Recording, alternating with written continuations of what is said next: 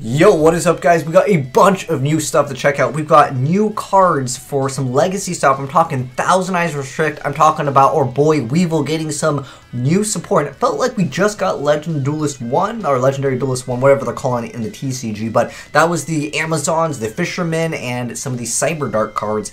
And on top of that, we've got new White Aura Biphomet, it's a new Synchro monster coming out, and then we got a new card that's so secret. We'll get into that in a second. But anyways, first off, guys, there's a bunch of new cards. Before someone says, yo, what is that on your arm, man? Yo, we got that Hanzo Dragon. By the way, follow me on Instagram if you're not. Link down below in that description box if you guys want questionable content. But anyways, let's go ahead and get started with the first set of cards that we are going to be checking out, which is going to be the Synchro, because we can just do this one real quick. This is just one monster, by the way. This is apparently going to be a card in the comics, so it's probably going to be on average like $10 US just to get like one copy of this card minimum.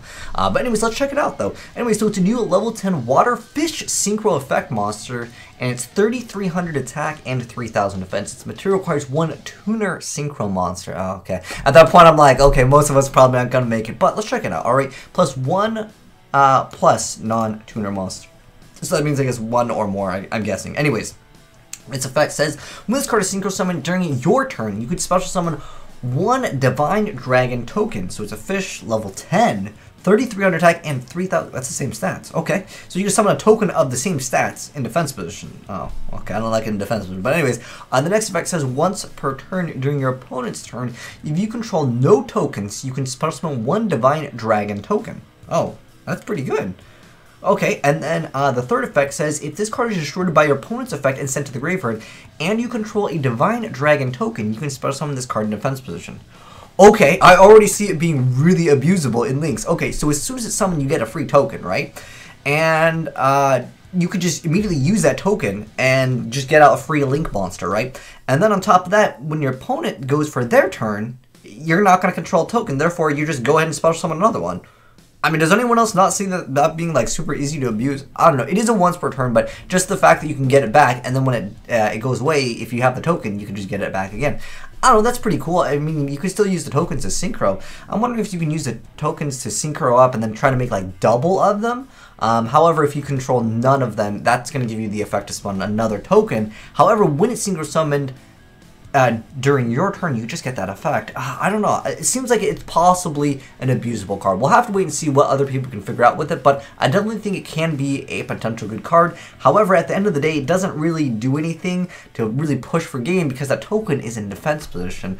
But again, if you already use its effect when it's summoned, then you can special summon the token. I'm pretty sure that token can be in attack position. So this whole downside doesn't even really exist of it being in defense position, because you just use it as link material, and then you just get out. I think it's pretty decent. Anyways, we're going to be checking out the other cards, and then we'll get into Security Drag, because apparently the effect is so good. But you guys know how Konami is with overhyping cards. Remember Tardy Orc, guys? Anyways, let's check out some of the new cards. So first thing we're going to be checking out is the new support for the, it looks like the Thousand Eyes Restrict. Okay, this card was looking crazy. How many is this? Was it the Thousand Eye Dragon? The anime effect was actually pretty good.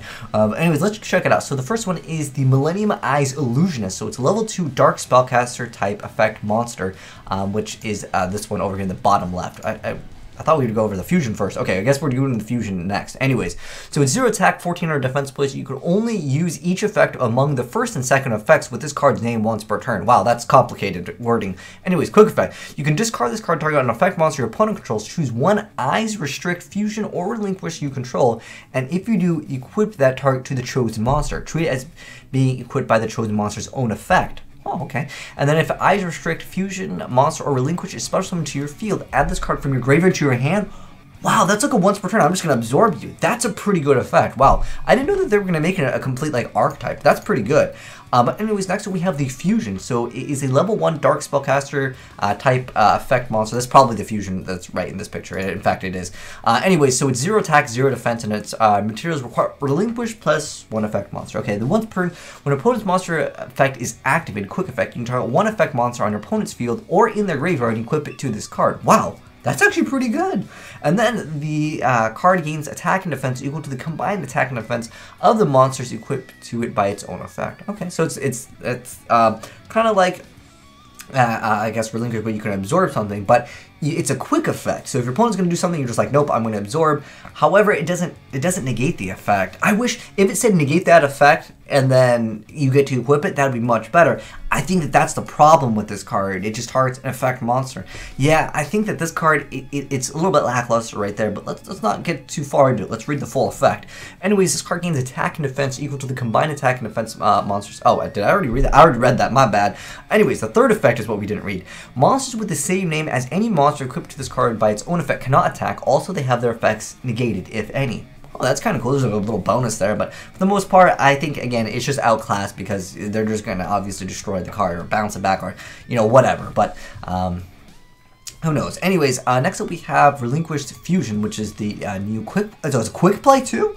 Alright, that makes this card much better. That makes it so, you know, obviously you can go for it during your opponent's turn. Anyways, Relinquished Fusion. So it's a quick play spell card. Says you can only use each effective among the first and second effects of this card's name once per turn.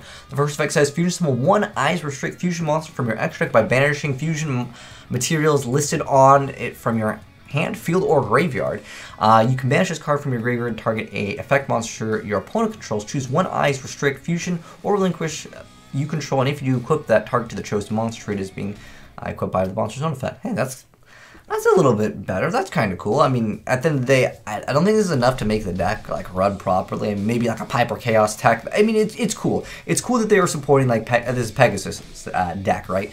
Anyways, next up we have the Parasite. I think this is Weevil's deck right here. Let's check out what the cards look like if we zoom up on some of the cards. Is that Cocoon of Evolution? Oh gosh. Oh, okay. Or is that like some of the Ultimate Insect cards? I'm hoping that they will support Ultimate Great Moth, but let's check it out, guys. Anyway, so we have Parasite Paranoid. So it's a level 2 Earth Insect effect monster, which is going to be the small one over here on the bottom left. Anyway, so it's 500 attack, 300 defense. You can only use the first and second, or the first effect with this card's name once per turn. The quick effect is you can target one face monster on the field, equip this card from your hand to the target. The equipped monster type becomes insect. Also, it cannot attack insect monsters. Also, it has its effects that target insect monsters negated, okay? If this card is sent to the graveyard while it is an equipped card, you can spell summon one level 7 or higher insect monster from your hand, ignoring summoning conditions. Whoa! Whoa, what are we going to get out with this? Wow. What is perfectly ultimate? Is that level 8? Hold on. The most important thing is, can we get a great ultimate block? Because it says ignoring summoning conditions. That's pretty cool, but it's probably going to be special summoning this card because, you know, this card happens to be level 7. Wow, what a coincidence. I wonder if. Anyways, this is ultimately Mutated Insect Queen, which is the top card over here. And it's a level 7 Earth type effect monster, 2800 attack, 24 defense. Cannot be normal summoned, must be special summoned by a card effect. Okay, well while another insect monster is on the field, the insect monster you control cannot be targeted or be destroyed by the opponent's card effect. Oh, why not also, wait, I was going to say, why not make it can't be destroyed in battle, but then this makes it so they can't attack insects anyways. So I guess we have another boss monster. Why does every deck have to have, cannot be targeted, can't be destroyed? Oh gosh.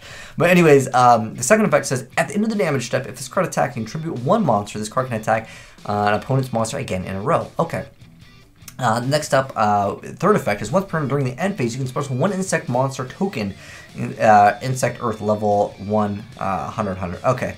Unfortunately, it's during the end phase, so you can't just use it for link fodder. That's originally like, you know, what most people probably want to do with it. And then the next part of it, or next other card, Super Cocoon of Evolution. Oh gosh, what is this card? Quick play spell card. You can only use the second effect with this card's name once per contributed insect monster in either player controls that is equipped with an equipped card. And if you do special summon one insect monster from your deck, ignoring the summon conditions. Boys, oh gosh, hold on. We can get out so many. I wanted to check out actually really quickly. We gotta go to a monster. Obviously, we want it to have an effect. We want it. Well, I don't care about the attribute, but the type needs to be an insect over here, and it needs to be level 7. So what are our choices here? Let's just check this out real quick, guys. They added this card already? There's probably so many. Oh, we can get up. Again, guys, remember, it's ignoring summoning conditions. We can get Great Poseidon Beetle. So if this card targets an opponent's face-up attack with a monster for an attack, that monster is not destroyed by battle. This card can attack again. Okay, that's mediocre. I don't think people are going to use it. Ultimate Insect, level 7. What does it do? It increases, where is it? While it remains on the field, your opponent's monster lose 700. Mediocre. 100-foot Horror. If your opponent controls a monster and you control no monsters, you can summon it and it changes its attack to 1300. Alright, so right now, there's no... Oh wait, hold on. Insect Queen. Oh wait, we have Brain Crusher. Okay, hold on. There's a few extra cards I forgot. My bad, I didn't scroll down. Anyways, Insect Queen. It cannot declare an attack unless you tribute a monster. It gains 200 attack for each insect monster on the field. During the end phase, if this card destroys an opponent's monster by battle, this turn spell summon another token. That's mediocre. Okay. Anyways, we got Brain Crusher. Alright. So once per turn during the end phase, if this card destroyed an opponent's monster by battle and sent to the graveyard, while you controlled it, you can target one of those destroyed monsters in the graveyard and spell summon them. Okay, that is actually a little bit better here. Okay. Yeah, okay, maybe this card could see some play. This came out in the GX era, apparently. Anyways, I also wanted to mention something really quick, since it ignores the summoning conditions on this.